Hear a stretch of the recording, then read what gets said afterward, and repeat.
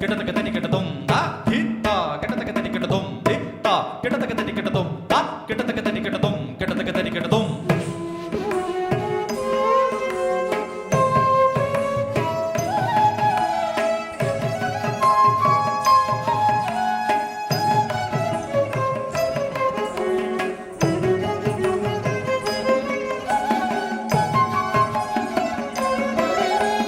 tagajam da da da dhanna da da da channu da da da dhimmi tam da tatti tam da dhanna tam da channu tam takitta tagajam da da da dhanna da da da channu da da da dhimmi tam da tatti tam da dhanna tam da channu tam takitta tagajam da di tagajam da da tagajam ta tagajam tagajam tagadiku tagajam ta di tagadiku tadikitatum di tagadiku tadikitatum tagadiku tadikitatum tagajam ta di tagajam ra ra di tagajam ta tagajam tagajam tagadiku tagajam tagadiku tadikitatum tagadiku tadikitatum tagadiku tadikitatum tagajam ta di tagajam ta ta di tagajam ta tagajam tagajam tagadiku tagajam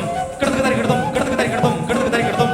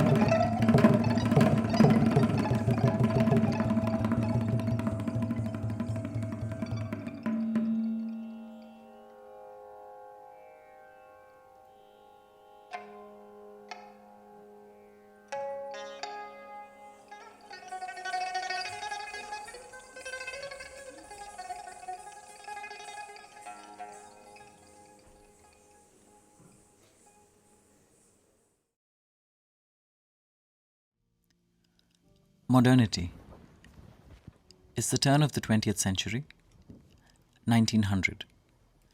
The physicist Max Planck accepts the concept of the quantum in the exchange of energy between light and matter. 1905. Einstein generalizes the concept and says that light itself is composed of elementary quanta. 1909. Einstein delivers a lecture in Salzburg where he proposes that light is both wave and particle, which may seem easy to say, but is challenging to our understanding. Since that time, quantum mechanics has not ceased to puzzle us, as it did Einstein himself. Einstein pretty much turned physics in a new direction at the turn of the 20th century, but he went on to have two significant problems with this new direction. Well, his first problem with accepting quantum theory was that it sort of inherently left too much to chance. In his letters to fellow physicist Max Born in 1926, his disdain is evident.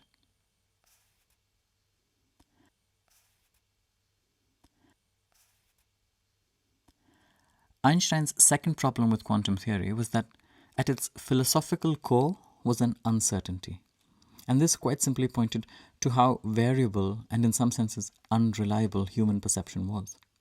And he could not digest this either. In his conversation with Tagore, this was quite obvious.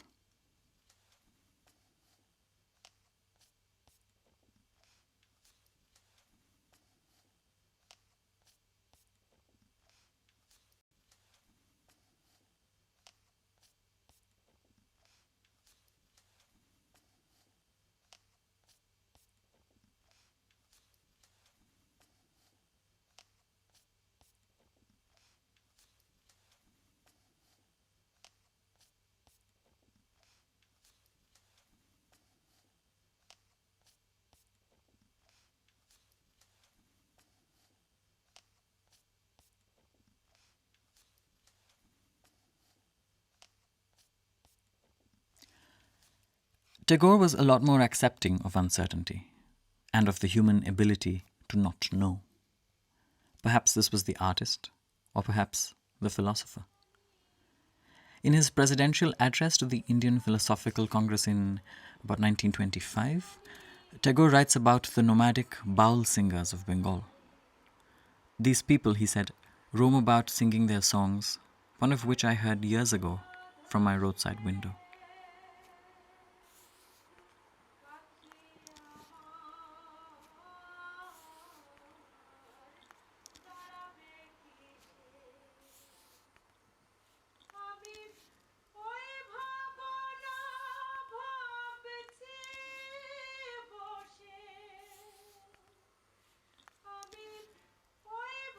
Trust a nomad to be at ease with uncertainty.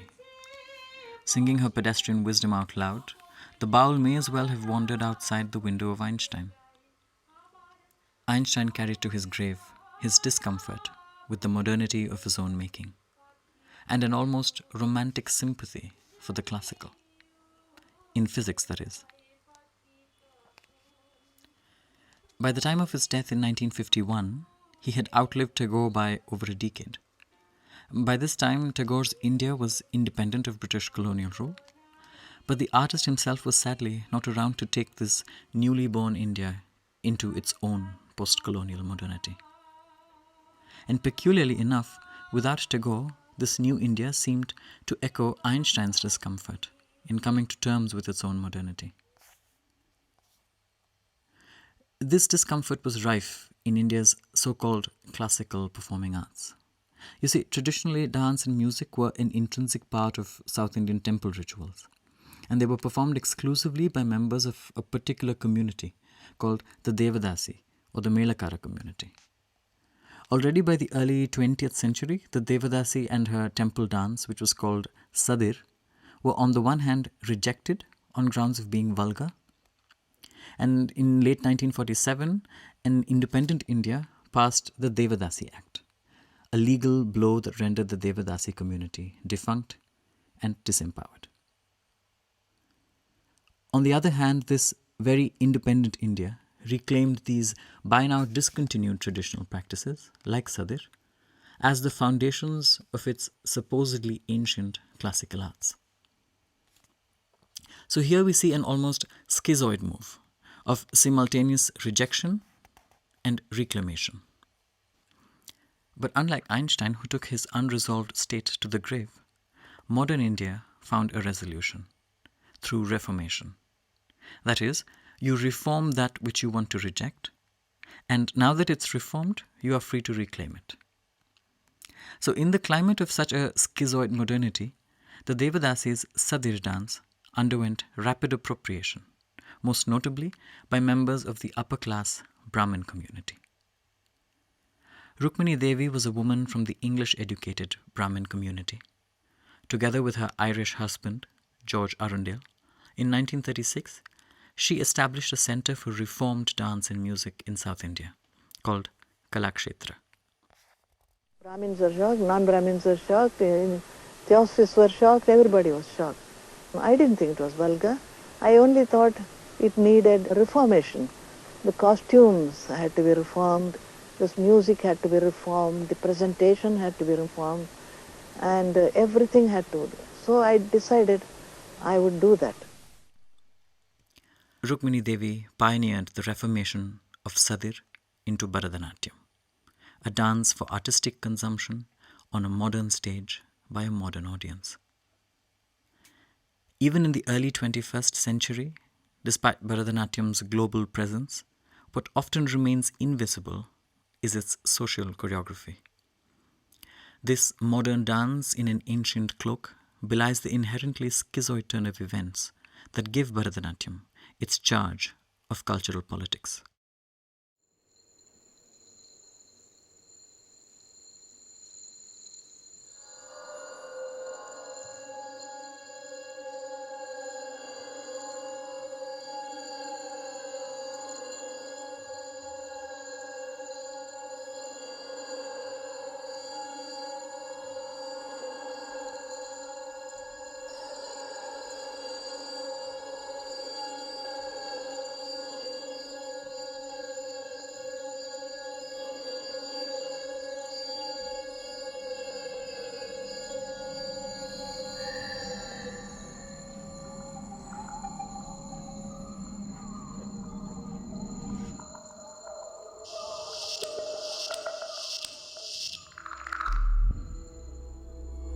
tam tam tam thi tam tam tam tam tam takajunnu tam takajunnu tam takajunnu dim dim dim tatakajunnu dim tadim tadim tatakajunnu dim dim tatakajunnu takadim tatakajunnu dim tatakajunnu tam takadim tatakajunnu tam takadim tatakajunnu dim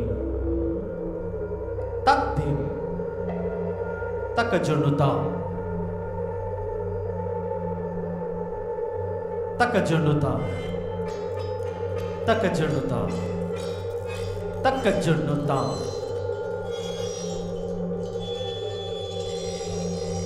dim dim tatakajunnu takadim tatakajunnu dim dim tatakajunnu takadim tatakajunnu dim tatakajunnu tam takadim tatakajunnu tam takadim tatakajunnu dim tadim takajunnu dim dim tadim takajunnu tam takajunnu tam takajunnu takajunnu takajunnu takajunnu takajunnu takajunnu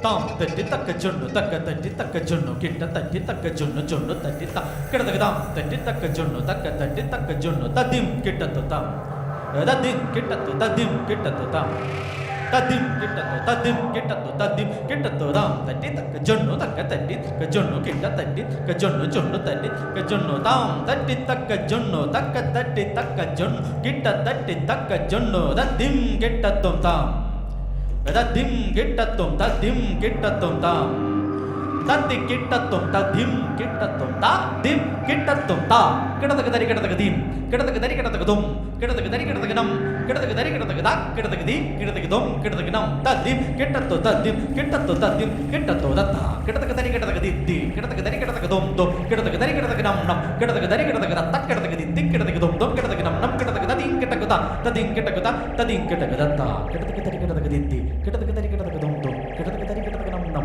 kedadagadari kedadagada tak kedadagadi tik kedadagadum dum kedadaganam nam tadim kittagada tadim kittagada tadim kittagadatta kedadagadari kedadagadidi kedadagadari kedadagadum dum kedadagadari kedadaganam nam kedadagadari kedadagada tak kedadagadi tik kedadagadum dum kedadaganam nam kedadagadadi tadim kittagada tadim kittagada tatakajunnu takajunnu tam takadam tatakajunnu takajunnu tam adam tatakajunnu takajunnu tam takajunnu tam takajunnu tam adam tam tatakajunnu takajunnu tam takadam tam tatakajunnu takajunnu tam takadam tam tatakajunnu takajunnu tam takajunnu tam takajunnu tam tam tatakajunnu tatakajunnu tatakajunnu tatakajunnu tam tatakajunnu tatakajunnu tatakajunnu tatakajunnu takajunnu tam takajunnu tam takajunnu tam takajunnu tam takadina takadina tam takadina takadina tam takadina takadina tam takadina takadina tam tangkita takadina tam tangkita takadina tam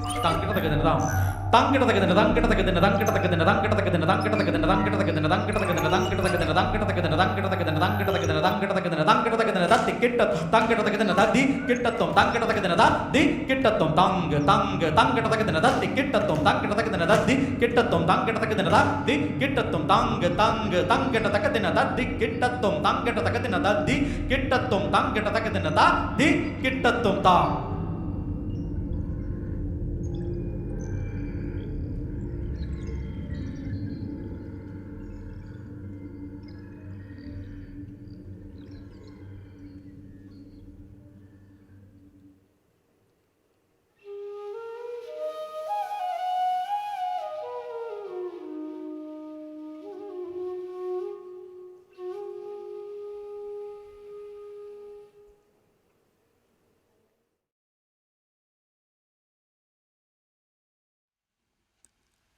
By the end of the 20th century, quantum physics and Bharatanatyam find a possibility to meet on spiritual grounds. The mid-20th century was a time when the scientific community in Europe began a struggle to come to terms with the probabilistic and uncertain nature of the atomic world, and of course the implications of this atomic world on the human and cosmic worlds. This struggle is quite poignantly articulated in 1933 by a 20-year-old Alan Turing, the mathematician and pioneer of modern computing. At that time, Turing himself was struggling with the death of Christopher, his unrequited love. Writing to Christopher's mother in a letter he called Nature of Spirit, Turing writes, "It used to be supposed in science that if everything was known about the universe at any particular moment, then we can predict what it will be through all the future. This idea was really due to the great success of astronomical prediction.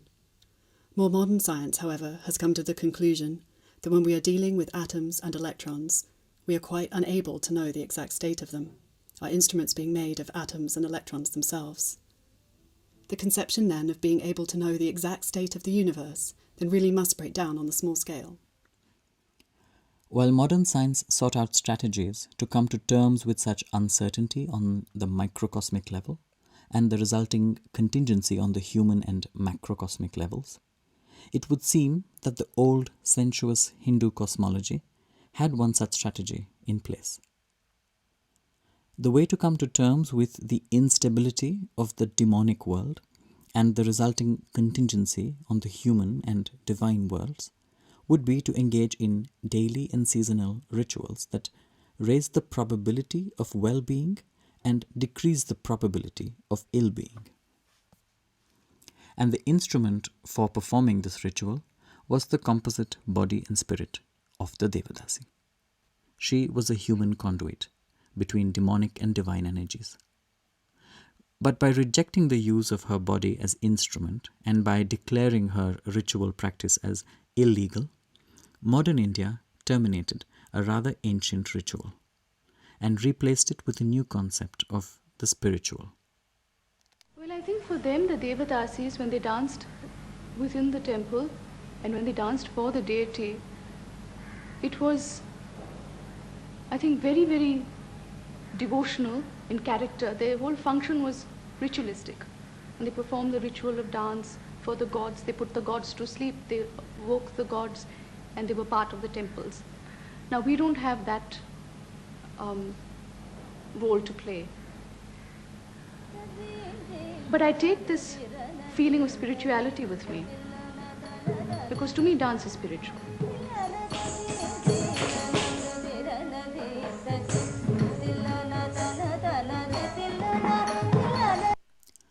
In her essay, Shringaranta, Eros Fragmented, the dance scholar Saskia Kersambom observes that, in contrast to the old sensuous Hindu cosmology, the logic of the spiritual lacks any sensory reference.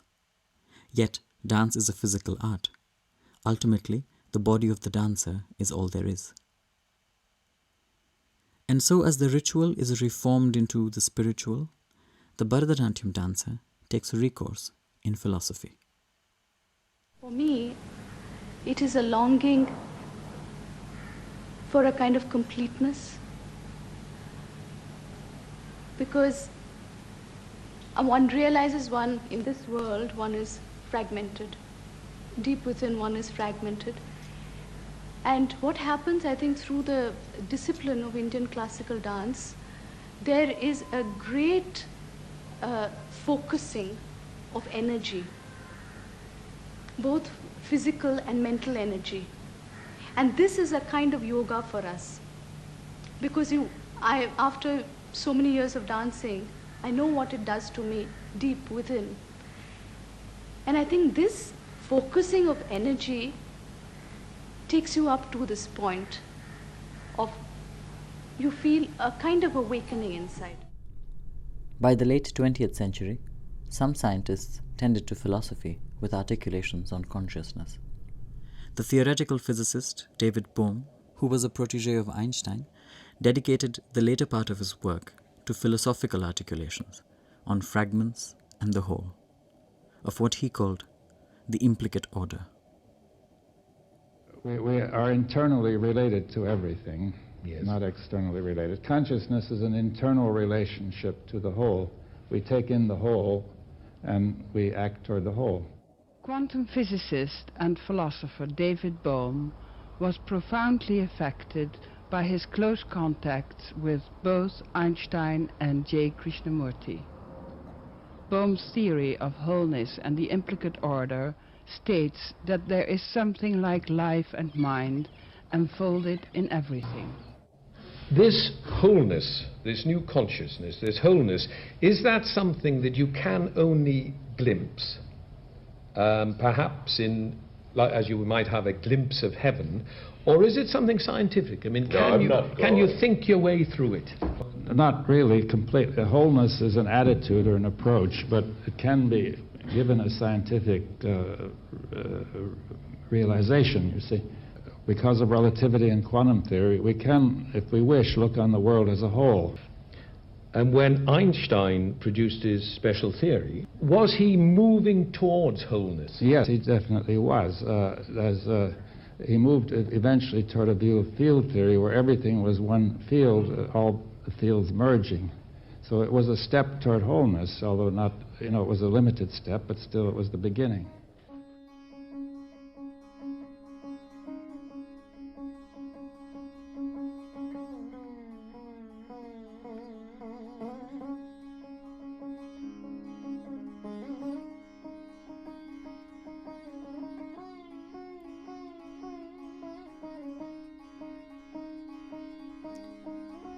In 1909, when Einstein posited wave-particle duality, he set in motion a modern meditation on the duality of the material and the spiritual.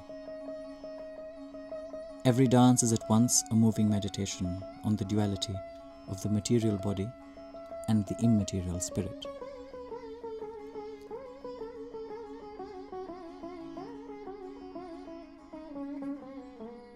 As we persist on this meditation in the 21st century, perhaps we can turn to the insights of a 20-year-old Turing. As regards the question of why we have bodies at all, why we do not or cannot live free as spirits and communicate as such, we probably could do so, but there would be nothing whatever to do. The body provides something for the spirit to look after and use.